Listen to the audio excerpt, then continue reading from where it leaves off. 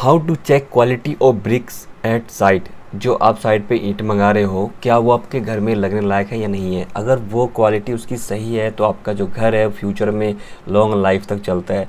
अगर वो ब्रिक अच्छी नहीं है तो उसमें आपके घरों में क्या होगा, वो आपकी दीवारों के अंदर भी बहुत ज़्यादा क्रैक्स आने लगेंगे।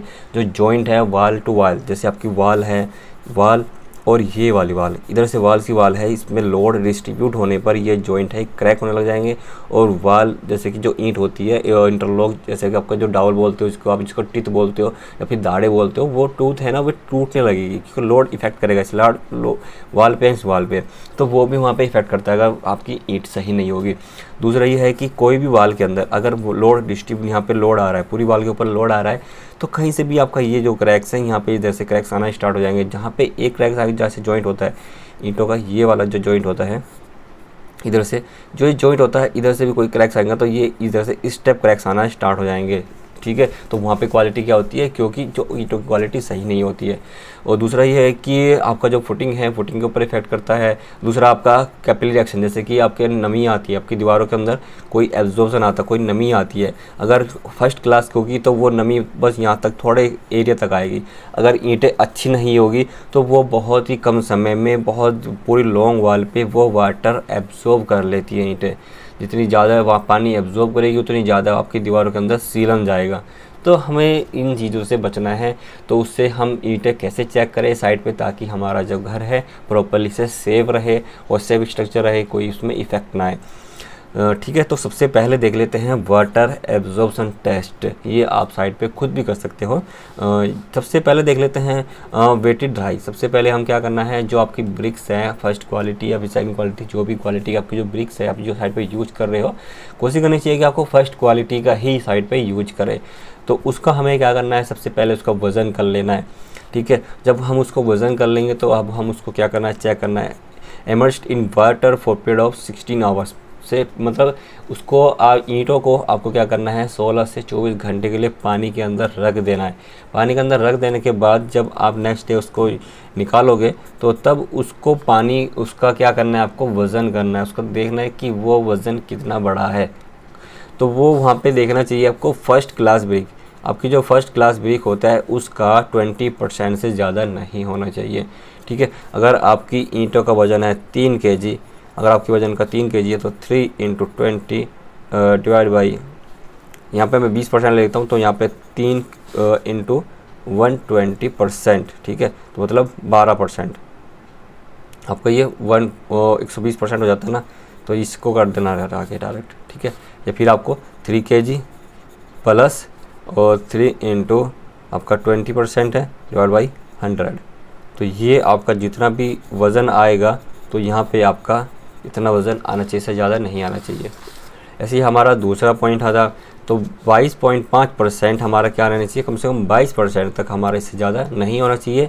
सेकंड क्लास ब्रिक, अगर आपकी कोई सेकंड क्लास ब्रिक है तो थर्ड क्लास में हमारा 25% तक चला जाता है। 25% से ज़्यादा वज़न नहीं होना चाहिए, वो जिसको आप पिल्ली, बिल्कुल पिल्ली ईंट हो जाती है वो आपकी। उसके बाद हम क्रशिंग स्ट्रेंथ देख लेते हैं। मतलब आपका क्यूब, जो क्यूब होता है, आपका जो कंक्रीट क्यूब होता है, उसी में हम ब्रिक टेस्ट भी करते हैं। और ब्रिक को आपको लेना है और जो उसके अंदर फ्रॉग होते हैं अपने, जिसको आप बोलते हैं फ्रॉग, जिसको फ्रॉग होता है इस तरह से ये। तो इसमें क्या करना, आपको सीमेंट मोर्टार को इसमें मोर्टार फिक्स कर देना, इसको सेट कर देना। तो नेक्स्ट डे इसको ब्रिक को टेस्ट करना है।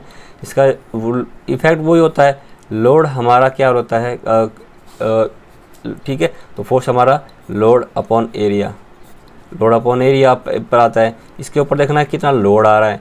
ठीक है, उसके बाद हमारा एरिया कितना है इसका हमारे पास, जैसे कि हमारा 230 mm गुना यहाँ पे कितना हो जाता है, ये 115, तो 115 mm तो लोड। ठीक है, तो ये हमारा पर mm², इसको गुना कर लेंगे और लोड कितना आएगा, तो उसको इसको डिवाइड कर देंगे तो हमारा क्या आ जाएगा, न्यूटन पर mm²। ठीक है, या फिर kg/cm²। तो ये हमारा पास लोड का इफेक्ट करता है। तो फर्स्ट क्लास ब्रिक का हमारा आ जाता है 105 kg/² मतलब हमारा जो kg वजन आना चाहिए पर स्क्वायर सेंटीमीटर से मतलब इससे कम नहीं आना चाहिए। ये हमारा क्या रहता है, इससे कम नहीं आना चाहिए। सेकंड क्लास, अगर कोई आपकी सेकंड क्लास ब्रिक है तो उसका 70 kg/² ठीक है, तो ये हमारा क्या हो जाता है 19 सेंटीमीटर, और ये हमारे पास हो जाती है 4. ये हमारे पास हो जाती है 11.5, ठीक है। और ये हमारे पास हो जाता है 23 सेंटीमीटर, 23 गुना 11.5। ये तो आपका ट्रेडिशनल ब्रिक हो जाता है। एक होता है हमारा मॉड्यूलर क्लास ब्रिक, जिसका होता है 19 सेंटीमीटर और 9 सेंटीमीटर, ठीक है, 19/9 सेंटीमीटर। तो इसको गुना कर लेंगे तो जितना लोड आएगा उससे भाग कर लेंगे तो हमारा जितना किया जाएगा पर सेंटीमीटर में आ जाएगा। उसके बाद हमारा थर्ड पॉइंट है हमारा थर्ड क्लास ब्रिक। जो आपकी थर्ड क्लास ब्रिक होता है वो होता है हमारा 35 kg पर स्क्वायर सेंटीमीटर। आपका 35 kg पर सेंटीमीटर स्क्वायर से कम नहीं आना चाहिए। फोर्थ क्लास ब्रिक है ओवन बर्ड, जो आपकी ज़्यादा पक जाती है, जो भट्टे में आपकी जो ईंटें होती है ज़्यादा पक जाती है, जिसको आपने देखा होगा जो आपका रोड बनता है तो रोड में आपने देखा होगा साइड में एजिंग में आप यूज करते हो, मतलब इसका जो एजिंग होती है, एजिंग बनाते हो यहाँ पर साइड में उसको यूज कर लेते हैं ऑलमोस्ट, इसको रोड की अलाइनमेंट और प्लस का टॉप लेवल एजिंग बनाने के लिए, प्लस का साइड सपोर्ट बनाने के लिए, तो वहाँ पे इसको साइड पे यूज कर लेते हैं, ठीक है। तो वो हमारा। और पांचवा पॉइंट हमारा सन ड्राइड, मतलब जो धूप में सुखाते हैं उसका भी हम टेस्ट कर सकते हैं कि जो ईंटें हमने पक्की धूप में पकाई है उसमें हमें ये भी देखना है कि जब मिट्टी अच्छी क्वालिटी की बनाई है या फिर इसमें जो केमिकल हमारे इंग्रेडिएंट्स यूज हो रहे हैं प्रॉपर्ली से यूज हो नहीं है, तो उसका भी आप टेस्ट कर सकते हो। तो उसमें 15 से 25 kg पर स्क्वायर सेंटीमीटर आना चाहिए। उसके बाद हम चेक कर लेते हैं हार्डनेस। तो हार्डनेस आप खुद पे भी चेक कर सकते हो। वो कैसे करना है, आपको जस्ट क्या करना है, एक स्केच करना है। आपका जो ईंट है, ईंट के ऊपर एक नाखून आपका नाखून रहेगा, तो उसी से आपको स्केच करके देखना है। अगर उसके ऊपर कोई स्क्रैच आता है तो वो आपकी लो क्वालिटी है, अगर स्क्रैच नहीं आता है नाखून से तो वो आपकी अच्छी क्वालिटी की है। उसके बाद देख लेना है fourth point, present of soluble salt. अब जैसे कि आपने देखना है कि प्रेजेंस आपकी जो ईंटें हैं, ईंटों के ऊपर आपने देखा फ्लोरेंस होता है, जो आपकी जो सफ़ेद सा चूना सा आ जाता है आपके ईंटों के ऊपर, आपकी दीवारों के ऊपर पानी आप तराई करते हो, तो वो किस कारण से होता है, एक सैल्ट होता है, फ्लोरेंस होता है।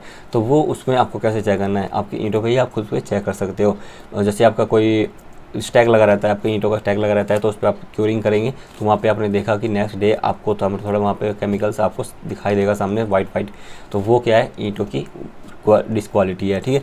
तो हमें क्या करना है इसमें, if present in brick cause inflorescence, जैसे मैंने आपको बताया कि जो सफ़ेद सा जो उसमें चूना सा आ जाता है ईंटों के ऊपर, तो वो ये रहता है। तो उसमें क्या करना है, 24 घंटे में हमें उसको क्या रखना है, गीला रखना है। उसको फिर आपको सुखाना है, धूप में नहीं सुखाना है, आपको छाँव में सुखाना है। तो छाँव में आप जब सुखाएंगे तो उसमें आप देखोगे कि प्रेजेंट ऑफ सोल्युबल सॉल्ट, जो उसमें नमक है वो आपका ज़्यादा है, जिसमें सॉल्ट्स है वो आपकी ईंटों के ऊपर आ जाता है। तो इसमें क्या करता है, इफ़ 10%, अगर आपके पास जैसे ईंटों के ऊपर जो ईंटों का जो सरफेस एरिया है, उसमें सरफेस एरिया में इसका जो एरिया है 10% से ज़्यादा 10% आता है, वो मतलब हल्का है, ईंटों के अंदर हल्का नमक है। और 50% आता है वो आपका थोड़ा ज़्यादा हो जाता है, 50% से ज़्यादा आता है वो थोड़ा हैवी आ जाता है, मतलब उसको यूज़ आपको साइड पे यूज़ नहीं करना चाहिए।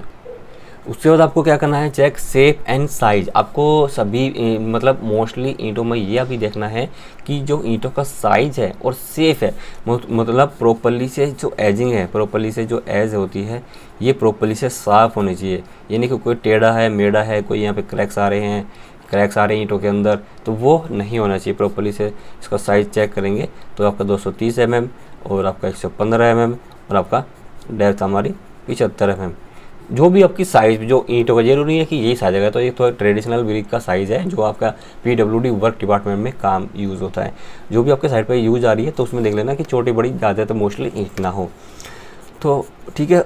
मतलब उसके बाद देखते हैं टेढ़ी मेढ़ी ना हो। उसके बाद हमारा कलर देखना है, उसका कलर मतलब वो रेडिश कलर, मतलब थोड़ा डार्क कलर रेडिश कलर में होना चाहिए, उसको कॉपर रेड कलर में होना चाहिए। प्रॉपर जो उसका साइज होना चाहिए कॉपर कलर रेड कलर में होना चाहिए। फ्री फ्रॉम क्रैक्स होने चाहिए, उसमें अंदर कोई क्रैक्स नहीं होने चाहिए, कोई खाली जगह बबल्स मतलब कोई गुब्बारे उसमें वॉइड से नहीं होने चाहिए। Standard in size and shape, ठीक है।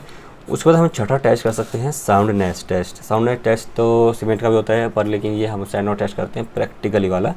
तो आपको क्या करना है, 2 ब्रिक को आपको उसमें लेना है, उनको दोनों को आपस में टकराना है, ठीक है। जब आप उसको दोनों को टकराएंगे तो उसमें क्या करना है, एक तो टूटने नहीं चाहिए, वो ईंटें टूटनी नहीं चाहिए। उसके बाद हमारे क्या चाहिए कि उसके साउंड ने, मतलब एक मेटालिक कोई मेटल होता है, जैसे आप उसको दोनों को ईंटों का लेते हो साथ में, जैसे ये अपने 2 ईंटें ली इस तरह से ईंटें साथ में लेंगे तो दोनों में मेटालिक आवाज़ साउंड आनी चाहिए, ठीक है, एक दूसरे चटकाने में। और 7वां पॉइंट हमारा स्ट्रक्चर। तो स्ट्रक्चर में क्या करना चाहिए, homogeneous compact and free from and defect such as holes.